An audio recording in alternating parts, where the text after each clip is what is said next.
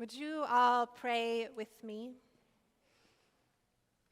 Oh God, may the words of my mouth and the meditations of all of our hearts be acceptable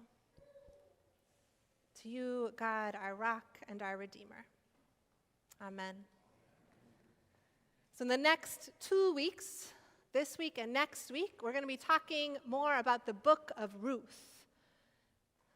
Here's the short version of the story. It was a few thousand years ago, and there is widespread famine.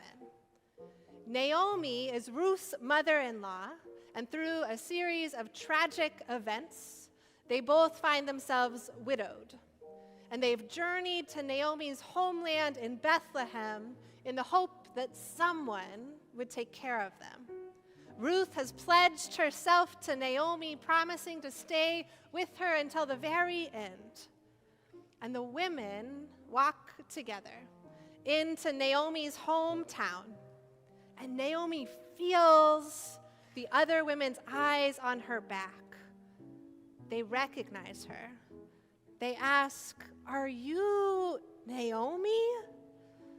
And she, having faced so much tragedy since she last parted their company, she doesn't feel like the same woman she was before. And so she answers, "Don't call me Naomi anymore. Call me Mara," which means bitter in Hebrew. "I was full of life the last time you saw me, but now I am empty." She keeps walking, feeling their pity and their discomfort with her sorrow. And they walk on into Bethlehem just in time for the barley harvest. Eventually, Ruth wanders into the land of a man named Boaz. He's a distant relative of Naomi's late husband. Boaz is a prominent and a well-regarded landowner. And he just happened to be walking in the fields, and he greeted his workers. He asks, "Who is this young woman?" And the lead farm worker identifies her as Ruth, daughter-in-law of Naomi. And Boaz had heard of them, these two women, both widows, the elder one returning home, the younger one a foreigner. And Boaz turns to Ruth and he says, "Stay in my fields, keep close to my young women, harvest what you can from my crops. When you're thirsty, drink water from my wells. I've ordered the young men not to bother you." And Ruth is in awe of this unexpected hospitality, and a little bit of hope enters in. Now, there seems to me to be an awful lot of coincidences happening in that story. Naomi just happened to be in the one place that had food in a global famine. Ruth just happened to wander herself into Boaz's land. Boaz just happened to be in the field when Ruth was in the field. It seems like, in spite of the great tragedy around them, that things seem to be falling into place for Ruth and for Naomi. But here's the thing. Hope isn't a coincidence at all. That meeting with Boaz in the field could have gone the other way. He could have expelled her from his land, turning away this stranger and left her to her fate. But he didn't. Boaz made a choice that made a way open for Ruth, just as Ruth made a choice that made a way for Naomi. Hope is something we create. When people choose to partner with God to make a way for one another.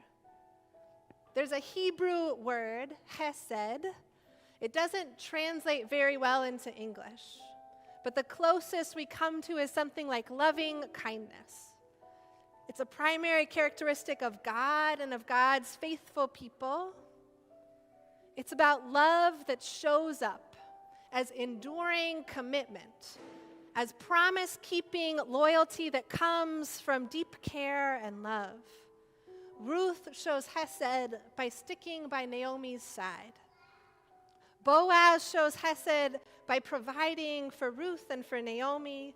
Hesed is about keeping our commitments not just to each other, but to God. Human acts of Hesed, acts of hospitality and kindness, make hope come alive, even for those in the very pit of grief. It's through these acts that God's work of liberation and healing came to our ancestors, like Ruth and Naomi and Boaz, and can come through us now. You might have heard the phrase that Martin Luther King Jr. paraphrased from a guy named Theodore Parker. It's this: "The arc of the moral universe is long, but it bends toward justice." I believe this.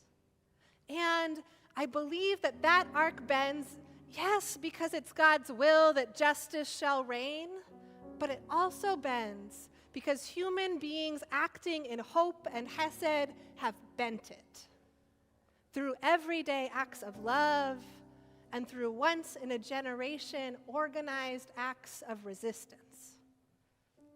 My wife, with that baby, has the privilege of working with elders at a local nursing home where she serves as chaplain.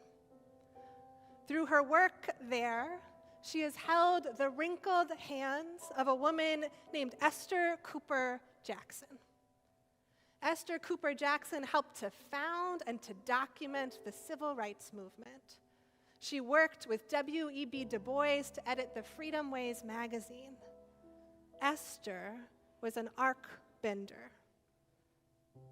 Together, we've sung with the Reverend David King, who some of you also knew, a member of Old South who recently died, whose ministry as an out gay minister in the 1960s changed the landscape of ministry forever. David was an arc bender. Now, these two elders would let me tell you, they never once acted alone. They were part of communities of hope, fellowships of friends who worked together, wrote together, sang together, prayed together, got arrested together, got free together. Some of whom lived to be 105, and some of whom died by the hands of racism or the hands of AIDS when they were much too young. Arc benders.